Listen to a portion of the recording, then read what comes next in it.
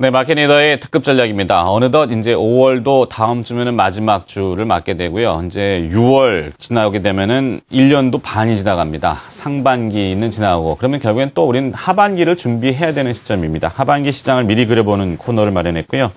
신영증권 리서치 센터의 조용준 센터장 함께 이야기 나눠보겠습니다. 안녕하십니까? 예, 안녕하십니까?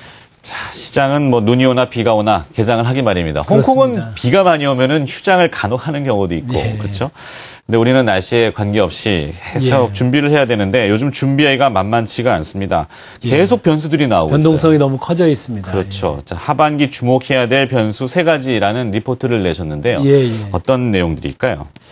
뭐 크게 저희들이 이제 3가지 정도 얘기를 했는데 일단은 지금 글로벌 경기가 아직은 뭐 본격적으로 좋아졌다고 보기는 어렵고 미국은 좋아졌지만 글로벌 경기로 확산되지 않고 있고 계속 유동성들은 각국 내수 부양을 위해서 미국도 일본도 유럽도 다 풀고 있습니다. 그래서 유동성 랠리가 진행되고 있는데 우리나라도 이제 추경 예산을 확정했고 금리 인하를 했기 때문에 유동성이 좀 더 커지고 있고 또 내수 경기 부양을 하고 있고 그래서 유동성 랠리에 동참하지 않겠느냐. 그렇다 그러면 미국이나 독일 같은 선진 주요 증시가 사상 최고가를 기록하는데 어떤 주식들이 올라갔느냐, 우리도 그걸 따라갈 거냐, 뭐 그런 얘기들을 한 가지 하고요. 그다음에 이제 또 최근에는 미국이나 유럽 투자자들이 좀 팔고 중국 투자가들이 우리 주식을 사고 있는데 외국인 투자자들의 좀 변화가 있는지, 또 마지막으로는 하반기 장세는 또 좀 어떻게 될 건지 뭐 그런 몇 가지 변수를 좀 얘기해 보려고 합니다. 그렇군요. 자, 그렇다면 하나하나씩 좀 풀어보도록 하죠. 이 잘 되는 집안에 가서 뭐가 잘 되는지 궁금하면 예. 엿보기도 하는데, 예. 자, 미국과 독일, 이 선진 시장을 대표하는 미국과 유럽이라고 할 수 있는데, 예. 자, 그 중에 지수를 끌고 견인하고 있는 섹터와 기업들 어떤 쪽인지 한번 들어보고 싶습니다. 먼저 그 얘기부터 들어볼까요? 예, 예.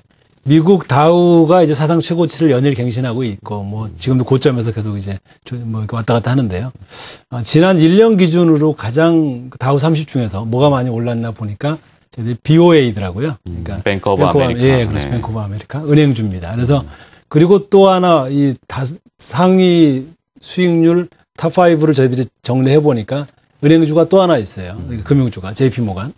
그리고, 소비재가 월트 디즈니라든지 이런 소비재가 2개. 그리고 또 하나는 헬스케어. 그래서 역시 지금 경기의 중심은 내수 소비. 특히 이제 이머징의 소비, 또 미국의 소비, 이런 소비재가 중심이 되고 있구나. 그리고 또 복지라는 그런 이제 정부들의 컨셉을 감안해 볼 때 의료라는 거, 고령화를 감안해 볼 때는 헬스케어라는 주식들이 또 역시 좋구나라는 건 뭐 비슷한 상황인데 하나 차이점은 금융주입니다. 미국 금융주들은 지금 PBR이 1배 정도까지 올라가 있고요. 1배 정도까지. 네. 우리 은행주들은 PBR이 0.5, 0.6 정도. 그래서 상대적으로 본다 그러면 우리도 내수 경기가 좀 좋아진다고 하면 금융주들이 좀 정상화되지 않겠나, 주가가. 그런 것들을 좀 생각해 볼 수 있었고요. 그래서 전체적으로 보면 지금 유동성 랠리의 가장 키는 내수 부양이 되느냐. 지금 수출 환경이 굉장히 어렵습니다. 글로벌 경기 안 좋기 때문에. 그래서 각국들이 내수 부양을 하고 있고 우리도 거기에 동참한다 그러면 저평가된 내수 대형주들이 회복하는 계기가 될 수 있겠다. 이렇게 판단하고 있습니다. 그렇군요. 이 반면 교사라는 표현이 있는데 일단 남을 보면은 우리도 이제 적용을 좀 시킬 수 있는데 예, 그 중간에 매개체라는 것이 예. 우리가 부인할 수 없는 수급의 중요한 외국인 투자자들. 예. 도대체 이 외국인 투자자들 실체도 잘 모를 때가 왕왕 있는데, 뭐 뱅가드 얘기가 올해 초에는 또 있었고요. 예. 자, 외국인 투자자들의 변화가 좀 있을 수 있을까요? 하반기에는? 이제 크게 2가지 측면에서 볼 수 있을 것 같은데 하나는 뱅가드 물량이 지금 뭐 한 6조 원 이렇게 나왔기 때문에 특히 6월까지 이제 대부분 매도가 되면 이제 하반기에는 좀 외국인은 전체적으로 좀 비교적인 긍정적인 쪽으로, 그러니까 매수 쪽으로 좀 바뀔 가능성이 높다. 왜냐하면 상대적으로 저평가되어 있기 때문에 이제 그런 단기적인 흐름이 이제 하나 있을 것 같고 또 한 가지 제가 오늘 말씀드리고 싶은 거는 좀 긴 흐름에서 보면 외국인의 성격이 좀 바뀌고 있다. 이런 말씀 드리고 싶은데요. 지역별로 본다 그러면 미국계가 한 4월까지 외국인 매수 매도를 보면 한 4조 원 넘게 매도를 했습니다. 네. 미국계가. 영국계가 또 3조 원, 3.1조 원 정도 매도를 했어요.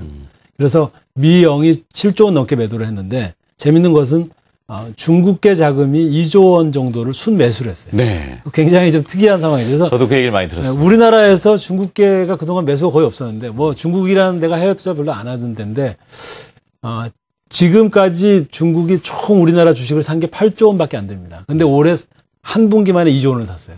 그러니까 중국이 지금 증시 개방을 하면서 계속 중국 안으로 돈이 밀려 들어오기 때문에 또 여러 가지 물가 관리 또 환율 관리 때문에 계속 해외 투자를 많이 하고 있는데 중국의 또 해외 투자 펀드들을 보면은 가장 선호하는 지역이 1위가 홍콩으로 나타나고요. 2위가 미국, 그다음에 3위가 한국입니다. 그래서 상당히 중국 입장에서는 또 한국에 대한 투자를 많이 하고 있다고 판단이 되고요. 네.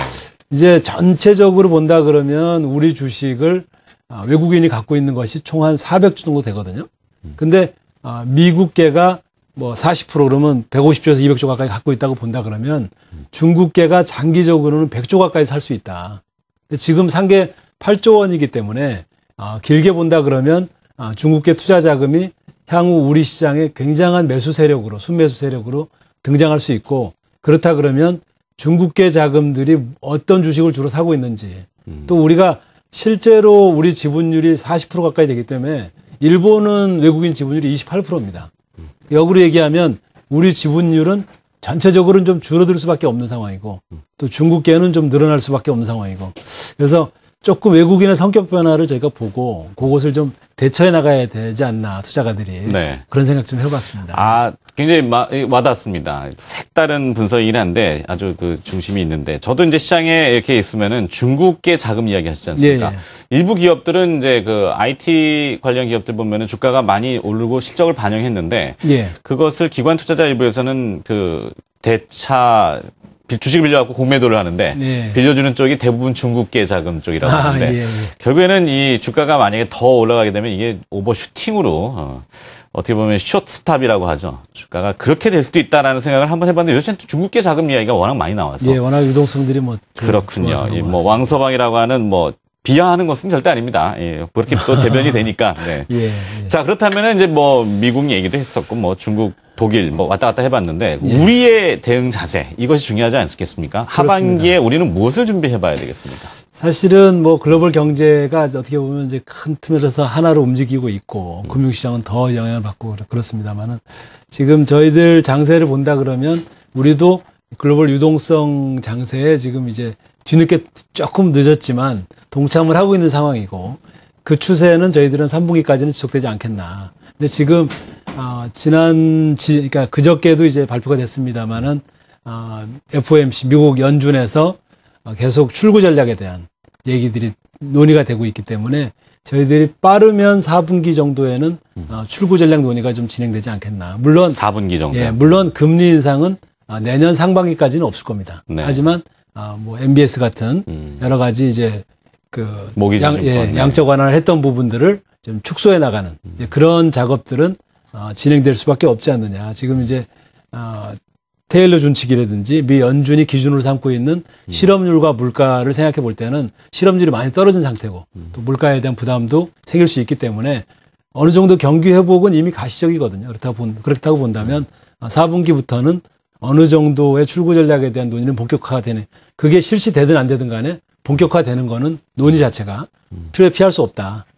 경기가 좋아졌기 때문에. 그래서 저희들은 3분기 정도까지를 상당히 시장을 좋게 보고 있고요. 이제 문제는 우리나라 같은 경우는 경기 회복이 아직 본격화되고 있지 않기 때문에 이것이 시장 전체의 상승으로 이어지기는 좀 어느 정도는 한계가 있는 것 아니냐. 그래서 지금은 어느 때보다도 기업 실적 또 기업 가치에 근거해서 투자를 해야 되는 시기다라고 말씀드리고 싶고요.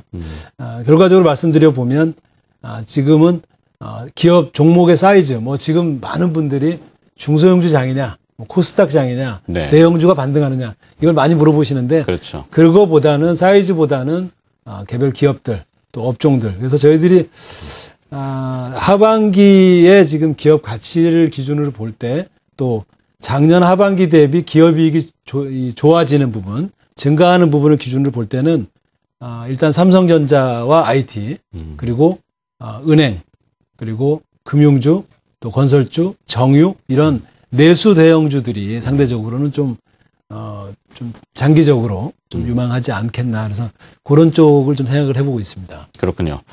자, 그렇다면은 뭐 똑같은 이야기가 되겠습니다만 하반기에